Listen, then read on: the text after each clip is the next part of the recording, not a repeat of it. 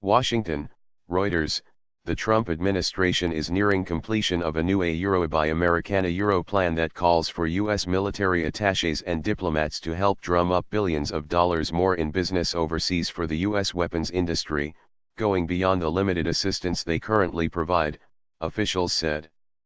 President Donald Trump is expected to announce a Euro or EU Hall of Government a Euro approach that will also ease export rules on U.S. military exports and give greater weight to the economic benefits for American manufacturers in a decision-making process that has long focused heavily on human rights considerations, according to people familiar with the plan.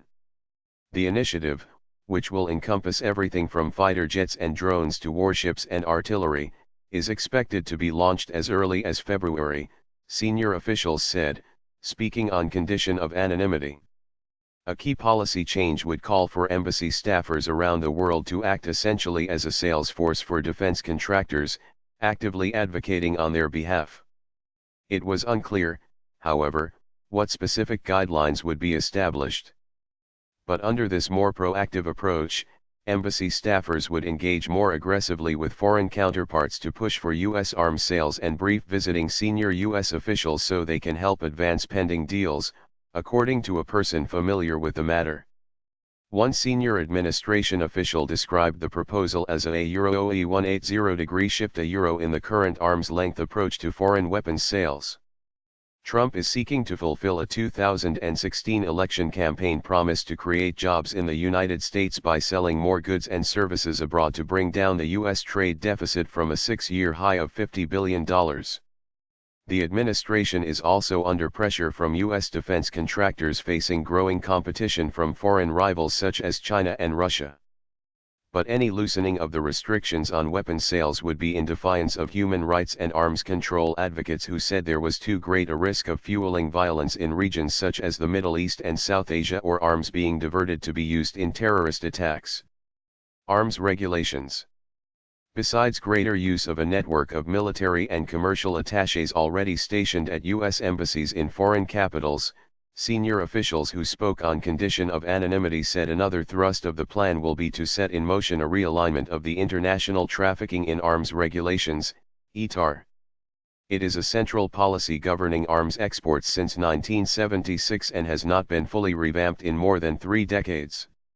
This expanded government effort on behalf of American arms makers, together with looser restrictions on weapons exports and more favorable treatment of sales to non-NATO allies and partners, could bring additional billions of dollars in deals and more jobs, the senior U.S. official said, without providing specifics. The strategy of having the Pentagon and the U.S. State Department take a more active role in securing foreign arms deals could especially benefit major defense contractors such as Lockheed Martin, LMTN, and Boeing Co., BAN.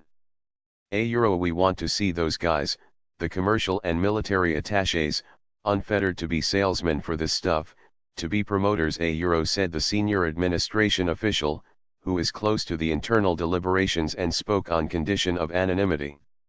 A State Department official, asked to confirm details of the coming new policy, said the revamped approach gives our partners a greater capacity to help share the burden of international security, benefits the defense industrial base and will provide more good jobs for American workers.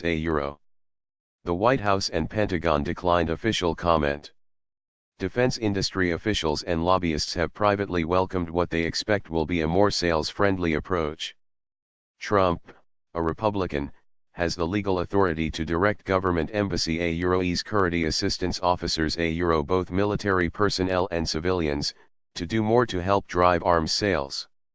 Administration officials see this group, which until now has had more limited duties such as helping to manage U.S. military aid overseas and providing some information to foreign governments for buying U.S. arms, as underutilized by previous presidents. Graphic on U.S. arms sales, tmsnrt.r/2czkzmb. A backseat trademark for human rights? One national security analyst said that easing export restrictions to allow defense contractors to reap greater profits internationally would increase the danger of top-of-the-line U.S. weapons going to governments with poor human rights records or being used by militants. A Euro-ETHI's administration has demonstrated from the very beginning that human rights have taken a backseat to economic concerns, A Euro said Rachel Stoll, director of the Conventional Defense Program at the Stimson Center in Washington. A Euro and the short-sightedness of a new arms export policy could have serious long-term implications, A Euro. The administration officials said human rights and regional security concerns would remain part of the formula for arms sales decisions. But they said such reviews would now afford greater weight than before to whether a deal would be good for the U.S. economy and strengthen America-Euro trademark's defense industrial base, in which case red tape would be cut accordingly. Rules to make it easier to sell U.S.-made military drones overseas and compete against fast-growing Chinese and Israeli rivals are also expected to be in the Trump plan, officials said. Trump, a Euro trademark's Democratic predecessor, Barack Obama, also sought to make it easier to sell to America-Euro trademark's most trusted allies, but in a more cautious approach that his administration billed as a way to boost American business while keeping strict controls against more dangerous arms proliferation. Foreign weapons sales soared during his tenure, with the United States retaining its position as the world a Euro trademark's top arms supplier.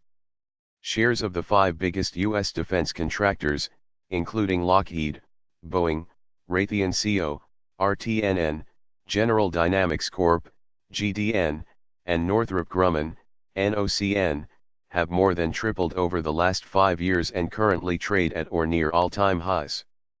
Foreign military sales in fiscal 2017, comprising much of Trump a Euro trademark's first year in office and the final months of Obama Euro trademark's term, climbed to $42 billion, compared to $31 billion in the prior year, according to the U.S. Defense Security Cooperation Agency.